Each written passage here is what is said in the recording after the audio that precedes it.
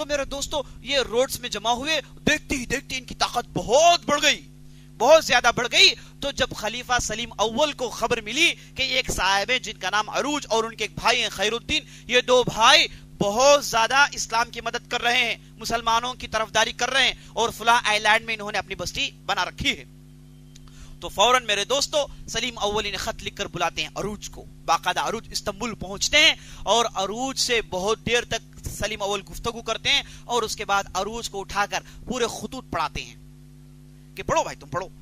جب عروج خطوط پڑھتے ہیں، عربی زبان ہے میرے دوستو، جہاں کہیں بھی رہے عربی مملکت ہے، سب عربی سمجھتے ہیں. لینگویج نمبر 2 ترکی ہے، پہلے زبان عربی ہے. تو خط اٹھا کر پڑھتے ہیں تو ان کی آنکھوں میں آنسو جاری ہو جاتے ہیں. سلیم اول خطوں کو اٹھاتے ہیں، اٹھا کر کہتے ہیں کہ میں نے آپ کو بلایا اس وجہ سے کہ میں تمہیں ایک مشن امپاسبل دوں. کیا دوں؟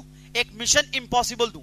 مشن امپاسبل میرے دوستو شاید یہ فلموں کا نام ہے، مشہور ہے، لیکن پورا آپ جانتے جھوٹ ہے، ہم بھی جانتے ہیں جھوٹ ہے، اٹھانے والے کو بھی معلوم جھوٹ ہے، لیکن میں حقیقی مشن امپاسبل آپ کو سنا رہا ہوں. کیوں میں اسے مشن امپاسبل کہتا ہوں سنیے. سلیم اول نے کہا کہ بھائی تمہارا کام یہ ہے کہ میں استنبول سے میں آپ کو بحری بیڑے فراہم کروں گا، کشتیاں فراہم کروں گا. تم تمہارے چند ساتھی کو لے کر جاؤ گے جو 50 سے زیادہ نہیں ہے، چھوٹی گنتی کے مٹھی بھر لوگ ہیں. ایک بحری بیڑا لے کر چلو گے، کشتی لے کر چلو گے، اور پورا میڈیٹرینین سی کاٹتے ہوئے اٹلی اور فرانس کے نیچے گھستے ہوئے اندلس میں جا کر رکو گے. کہاں رکو گے؟ اسپین میں رکو گے. اور جیسے وہاں رک جاؤ گے تو تمہارے لیے صرف تھوڑی مدت ہے. کرنا کیا ہے؟ ادھر اترتے ہی وہاں پر تم نیویگیشن ملٹری دیکھو گے، نیوی ملٹری دیکھو گے، ان سے تمہارا مقابلہ ہے.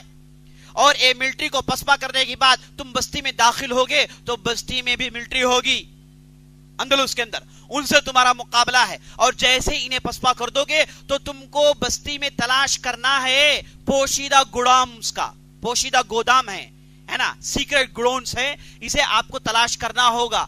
اور جیسے تم تلاش کر لو گے تو اندر جاؤ گے تو دیکھو گے کہ اندر مسلمانوں کو مار مار کے سڑایا جا رہا ہے. ظاہری نظر نہیں آتے، ظاہری طور پر بستی میں لوگ آتے جاتے ہیں، امن کا مظاہرہ ہو رہا ہے، امن نظر آئے گا، لیکن نہیں، ان کے اندر ہے نا، روڑوں کے اندر انہوں نے گودام بنا رکھے ہیں، اس میں تمہیں داخل ہونا ہے. اور یاد رکھو کہ وہاں جو مسلمان ہیں انہیں تم بچا کر جب باہر لاؤ گے تو کوشش یہ کرو کہ ان کے آنکھوں میں سورج کی روشنی نہ پڑے، کیونکہ وہ کئی سال نیچے رہ کے آنکھوں میں روشنی نہیں پڑنے کی وجہ سے اچانک تم جب انہیں روشنی ملاؤ گے تو ہو سکتا ہے کہ ان کی روشنیاں ختم ہو جائیں گی. تو تصور کریے آپ، آدمی تصور کرنے کے لیے اب اسے موقع ہے، کرنا چاہیے کہ روشنی پڑتی آنکھ کی روشنی گئے چلے جائے گی. اور سلیم اول استنبول میں بیٹھ کے یہ خبر دے رہے ہیں کہ بھائی دیکھو ایسے ہو جائے گا ان کے ساتھ. کیونکہ میرے دوستو ایسا عذاب دیتے تھے کہ آدمی صرف اندھیری دیکھتا تھا، تاریکی دیکھتا تھا، بس اسے روشنی نظر نہیں آتی. وہ تھا بینائی کے ساتھ، لیکن وہ اپنے آپ کو نابینا سمجھتا تھا، اپنے آپ کو سمجھتا تھا کہ اس کی آنکھیں چلی گئی ہیں. اس ڈھنگ سے اذیت ہوتی تھی میرے دوست. کئی لوگوں کو دیوانہ بنا دیا اذیت دے دے کے، اور جان سے مارتے نہیں تھے، ایسی اذیت دیتے کہ میرے دوستو آدمی پڑھتے ہی اس کے آنکھوں میں آنسو نہیں بلکہ خون آئے گا، ایسی اذیت دیتے تھے.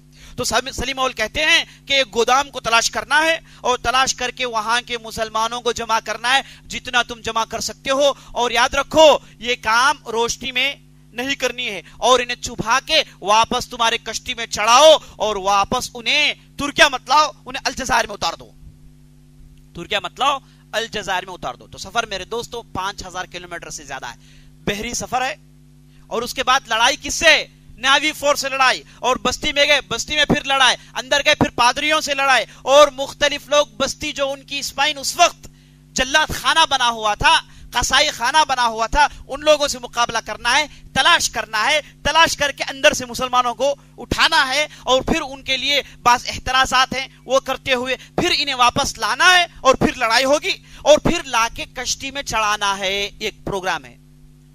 اور یہ سب کتنے گھنٹے میں کرنا ہے میرے دوستو؟ جیسے اندلس کے ساحل میں اتر جائے تو صرف عصر سے لے کے عشاء تک کا موقع ہے، صرف عصر سے لے کے عشاء تک کا موقع ہے. وہ سلیم اول کہتے ہیں کہ یہ تھوڑی مدت میں اس وجہ سے کرنا ہے کہ تم نہیں کر پاؤ گے تو پورے عیسائی جمع ہو جائیں گے، ان کے لشکر فوراً الرٹ ہو جائے گی، اور تم کو یہ سارا کام صرف اتنے پہر میں کرنا ہے. ये सारा काम इतने पहर में करना है। मेरे दोस्तों तसव्वुर कीजिए कि सलीम अव्वल कहां बैठ के प्रोग्राम सुना रहे हैं, वो है इस्तांबुल में, और अंदलुस की इतनी खबर है कि सड़क सड़क बताते हैं, यहां यहां गोडाम है, यहां यहां गोडाम है, ऐसे ऐसे तुमको जाना है। और सब कुछ किसे कह रहे हैं? अरूज से कह रहे हैं, बाबा रोज से कह रहे हैं, जो वाकई एक काम पर कादिर हैं, वाकई एक काम पर कादिर है। इसलिए मेरे दोस्तों सलीम अव्वल इतने सारे लोगों को छोड़कर इन्हें चुन रहे हैं, है ना। सल्तनत कितनी बड़ी है, उतनी बड़ी सल्तनत में एक आदमी को बादशाह चुन रहा है, तो क्या आदमी हीरो बनने का काबिल नहीं है? क्या हम उसे पायलट कहेंगे? क्या हम उसे धोखेबाज कहेंगे? ऐसे ही पेश किया जाता है मेरे दोस्तों, ऐसे ही इन्हें पेश किया जाता है। बाबा रोसा के नाम से यूरोप कंट्रीज में, अमेरिका में, और इस ताल्लुक से किताबें लिखी गई, हकीकी तारीख लिखने वाले भी हैं।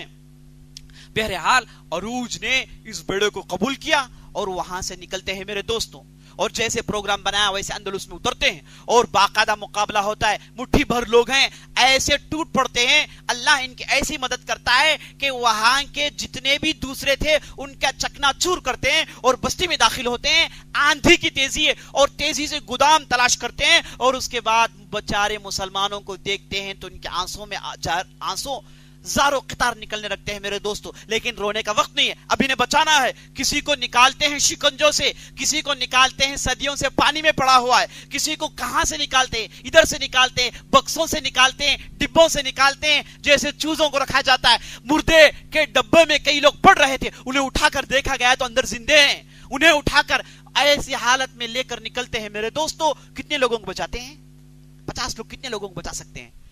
10,000 लोगों को बचाते हैं, 10,000 लोगों को बचाते। इसीलिए मिशन इम्पॉसिबल है, और उनके लिए, अरूज के लिए मिशन पॉसिबल है।